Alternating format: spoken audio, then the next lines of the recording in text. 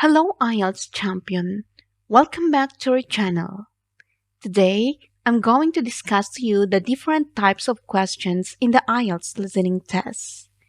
There are several question types that you might encounter. Let's explore them along with examples. You will hear a communication studies student talking to his tutor about optional courses for the next semester. Come in. Oh, hello, Jack. Have a seat. Right. You said you wanted to see me to talk about your options next semester? That's right. We have to decide by the end of next week. Really, I'd like to do all 5 options, but we have to choose 2, don't we? Yes, but the choice depends on your major, to some extent. You're majoring in communication studies, aren't you? That's right. So, for example, the media studies option will cover quite a lot of the same area you did in the core module on mass communications this semester, the development of the media through the last 2 centuries in relation to political and social issues. Well, that was interesting, but I've decided I'd rather do something completely new. There's a women's studies option, isn't there? Yes, Women and Power. Again, it has a historical focus. It aims to contextualize women's studies by looking at the legal and social situation in the 19th and early 20th centuries. So it would be useful if I intended to specialise in women's studies, but I'm not sure I do actually. Well, it might still be useful to give you an idea of the issues involved. It's taught by Dr. Steed. Oh, really? I'll sign up for that then. What about the option on culture and society? That addresses the historical debate on the place of culture since the Industrial Revolution in Britain. So a historical focus again? Do I get the message you're not so keen on history? Well, it's just that we seem to have done quite a lot this semester. Anyway, I'll think about that one. If you're interested in a course focusing on current issues, there's the option on identity and popular culture. That approaches the subject through things like contemporary film, adverts, soap operas, and so on. That sounds interesting. Can you tell me who runs it? Well, it's normally Dr. Stevens, but he's on sabbatical next semester, so I'm not sure who will be running it. It should be decided by next week, though. Right. Well, I might wait until then to decide. And the last option is Introduction to Cultural Theory, isn't it? I'm quite interested in that too. I was talking to one of the second-year students, and she said it was really useful. It made a lot of things fall into place. Yes, but in fact, in your major, you'll have covered a lot of that already in Communications 102, so that might be less useful than some of the others. Oh, I'll forget about that one then. Now, while you're here, we could also discuss how you're getting on with your core module assignment. Okay, right. Now, obviously insurance is an important thing to consider, and our companies are able to offer very good rates in a number of different all-inclusive packages. Sorry, could you explain a bit more? Yes, sorry. There's really 3 rates according to quality of insurance cover. There's the highest comprehensive cover, which is premium rate. Then there's standard rate, and then there's economy rate. That one will only cover the cost of the contents second hand. Oh, I've been stung before with economy insurance, so I'll go for the highest. And can I just check, would you want home delivery or to a local depot, or would you want to pick it up at the nearest port? The port would be fine. I've got transport that end. Fine. And will you be paying by credit card? Can I pay by cheque? You'll hear the librarian of a new town library talking to a group of people who are visiting the library. Okay, everyone. So, here we are at the entrance to the town library. My name is Anne, and I'm the chief librarian here, and you'll usually find me at the desk just by the main entrance here. So, I'd like to tell you a bit about the way the library is organised and what you'll find where. And you should all have a plan in front of you. Well, as you see, my desk is just on your right as you go in. And opposite this, the first room on your left has an excellent collection of reference books and is also a place where people can read or study peacefully. Just beyond the librarian's desk on the right is a room where we have up-to-date periodicals such as newspapers and magazines. And this room also has a photocopier, in case you want to copy any of the articles. If you carry straight on, you'll come into a large room, and this is the main library area. There is fiction in the shelves on the left, and non-fiction materials on your right, and on the shelves on the far wall, there is an excellent collection of books relating to local history. We're hoping to add a section on local tourist attractions too, later in the year. Through the far door in the library, just past the fiction shelves, is a seminar room, and that can be booked for meetings or talks. And next door to that is the children's library, which has a good collection of stories and picture books for the under 11s. Then there's a large room to the right of the library area. That's the multimedia collection, where you can borrow DVDs and so on. And we also have CD-ROMs you can borrow to use on your computer at home. It was originally the art collection, but that's been moved to another building. And that's about it. Oh, there's also the library office on the left of the librarian's desk. OK. Now, does anyone have any questions? Yes, thank you, sir. The other thing I wanted to ask you was, did you find it hard studying with the Open University? You mean because you're studying on your own most of the time? Well, it took me a while to get used to it. I found I needed to maintain a high level of motivation because it's so different from school. There's no one saying, "Why haven't you written your assignment yet?" and that sort of thing. Oh, dear. You'll learn it, Paul. Another thing was that I got very good at time management because I had to fit time for studying round a full-time job. Well, I'm hoping to change to working part-time, so that'll help. What makes it easier is that the degree is made up of modules, so you can take time off between them if you need to. It isn't like a traditional 3 or 4 year course where you've got to do the whole thing of it in one go. Oh, that's good, because I'd like to spend 6 months travelling next year. It's all right for some. Then, even though you're mostly studying at home, remember you've got tutors to help you, and from time to time there are summer schools. They usually last a week. They're great because you meet all the other people struggling with the same things as you. Oh. I've made some really good friends that way. Sounds good. So how do I apply?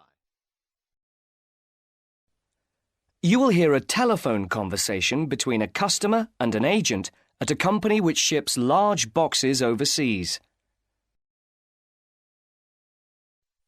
Good morning. Packham's shipping agents. Can I help you? Oh, yes. I'm ringing to make inquiries about sending a large box, a container, back home to Kenya from the UK. Yes, of course. Would you like me to try and find some quotations for you? Yes, that'd be great. Thank you.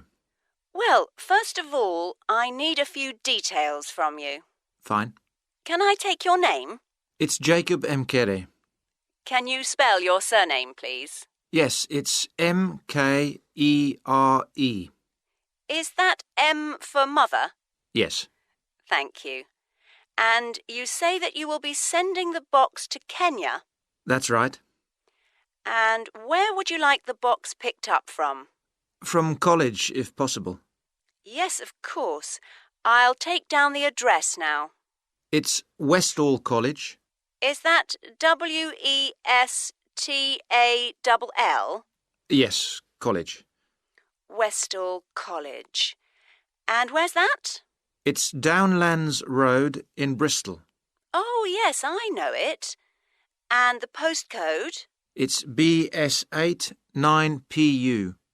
Right. And I need to know the size. Yes, I've measured it carefully and it's 1.5 metres long, Right. 0.75 metres wide, OK. and it's 0.5 metres high or deep. Great. So I'll calculate the volume in a moment and get some quotes for that.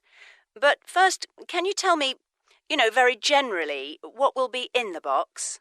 Yes, there's mostly clothes, OK. and there's some books. OK, good. Anything else? Yes, there's also some toys. OK, and what is the total value, do you think, of the contents? Well, the main costs are the clothes and the books. They'll be about £1,500. But then the toys are about another £200. So I'd put down £1,700. Section 2. You will hear a radio broadcast called Focus on the Arts. First, you have some time to look at questions 11 to 16 on page 4.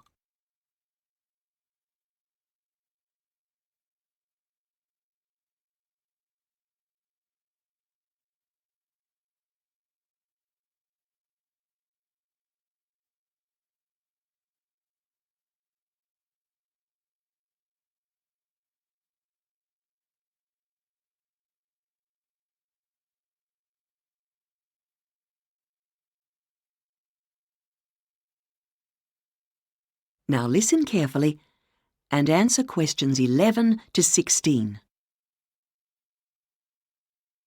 Hello, and welcome to Focus on the Arts. I'm your host, Dave Green, and this is your very own local radio programme.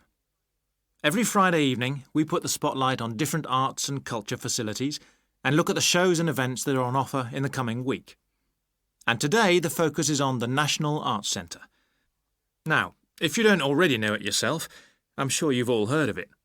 It's famous throughout the world as one of the major venues for classical music. But did you know that it's actually much more than just a place to hear concerts? The centre itself is a huge complex that caters for a great range of arts. Under a single roof, it houses concert rooms, theatres, cinemas, art galleries, and a wonderful public library, as well as service facilities including 3 restaurants and a bookshop. So, at any one time, the choice of entertainment there is simply enormous. So, how did they manage to build such a big arts complex right in the heart of the city? Well, the area was completely destroyed by bombs during the war in 1940. So the opportunity was taken to create a cultural centre that would be what they called the city's gift to the nation. Of course, it took a while for such a big project to get started, but it was planned in the 60s, built in the 70s, and eventually opened to the public in 1983. Ever since then, it has proved to be a great success. It's not privately owned, like many arts centres, but is still in public hands. It's run by the City Council. Both our National Symphony Orchestra and National Theatre Company were involved in the planning of the project, and they're now based there, giving regular performances every week.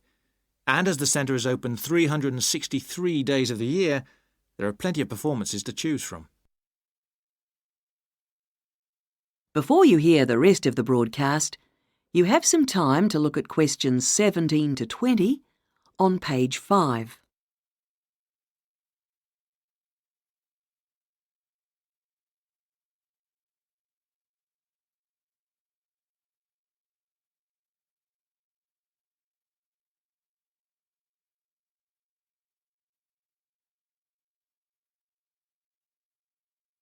Now listen and answer questions 17 to 20.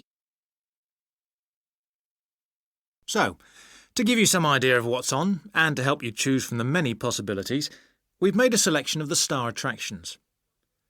If you're interested in classical music, then we recommend you go along to the National on either Monday or Tuesday evening at 7:30 for a spectacular production of the Magic Flute, probably the most popular of all Mozart's operas. It's in the Garden Hall, and tickets start at only £8, but you'll have to be early if you want to get them that cheap. And remember, it's only on for those 2 evenings. For those more interested in the cinema, you might like to see the new Canadian film, which is showing on Wednesday evening at 8 p.m. in Cinema 2, and that's called 3 Lives. It's had fantastic reviews, and tickets cost just £4.50, which is a reduction on the usual price of £5.50. So it's really good value, especially for such a great movie. But you can see the centre's main attraction at the weekend, because on Saturday and Sunday, 11 a.m. to 10 p.m, they're showing a wonderful new exhibition that hasn't been seen anywhere else in Europe yet. It's a collection of Chinese art called Faces of China. That's in Gallery 1, and it has some really fascinating paintings and sculptures by leading artists from all over China. And the good news is that it's completely free, so don't miss it. So why not go along to the National Arts Centre next week for one or all of these great events? And you can always pick up a programme and check out all the other performances and exhibitions on offer, or coming soon, on almost every day of the year. Next week, we'll be looking at the new Museum of Science. That is the end of section 2. You now have half a minute to check your answers. So, you've been a famous singer for over 3 decades now. What advice would you give to someone wanting to become famous? Well, my first piece of advice is don't try and become famous. Instead, focus on being good at something. Choose something you enjoy and then work hard at doing well in that area. What did you do to become such a successful singer? Well, a good way to be the best is to learn from the experts. Find people you admire in your area of interest. Try to get as close to them as possible. Observe them carefully. If possible, talk to them. Ask lots of questions. Don't copy them, but try to learn from them. And don't be afraid to experiment. Try something new. Being the best is one thing, but how did you get yourself known? Getting yourself known is indeed another skill you must work on. One thing is for sure, nobody is going to come to you. You have to make opportunities for yourself. You have a product to sell, and the product is you. It's much easier to do that these days, especially with the internet around. Many people use social media for this. Any other piece of advice? Yes. The last thing I would say is, if you want to be really successful in something, you will most likely experience a certain amount of failure. People who fail at some point often say that the experience has been a great lesson and helped them on the road to success. Try to learn from these moments instead of being frightened of them. In fact, some of the most successful people have often failed countless times before reaching their end goal. What makes them successful is that they kept on trying regardless. In the summary completion question, you'll be asked to complete the missing blanks in the summary of the recording that you've listened to. Do not only focus on the words that you need to answer, but also the main point of the context. So, you've been a famous singer for over 3 decades now. What advice would you give to someone wanting to become famous? Well, my first piece of advice is don't try and become famous. Instead, focus on being good at something. Choose something you enjoy and then work hard at doing well in that area. What did you do to become such a successful singer? Well, a good way to be the best is to learn from the experts. Find people you admire in your area of interest. Try to get as close to them as possible. Observe them carefully. If possible, talk to them. Ask lots of questions. Don't copy them, but try to learn from them. And don't be afraid to experiment. Try something new. Being the best is one thing, but how did you get yourself known? Getting yourself known is indeed another skill you must work on.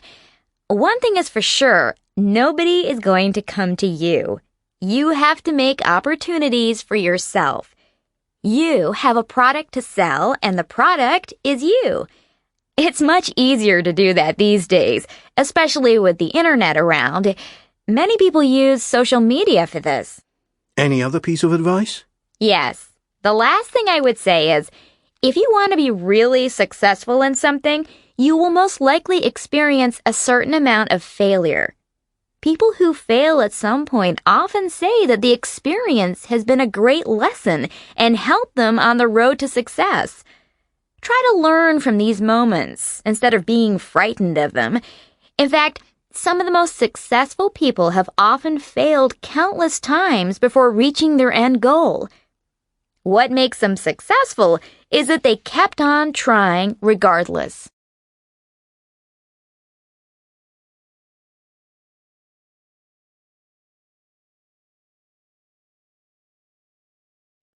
If you're new here, don't forget to hit the subscribe button and the bell icon so you never miss an update.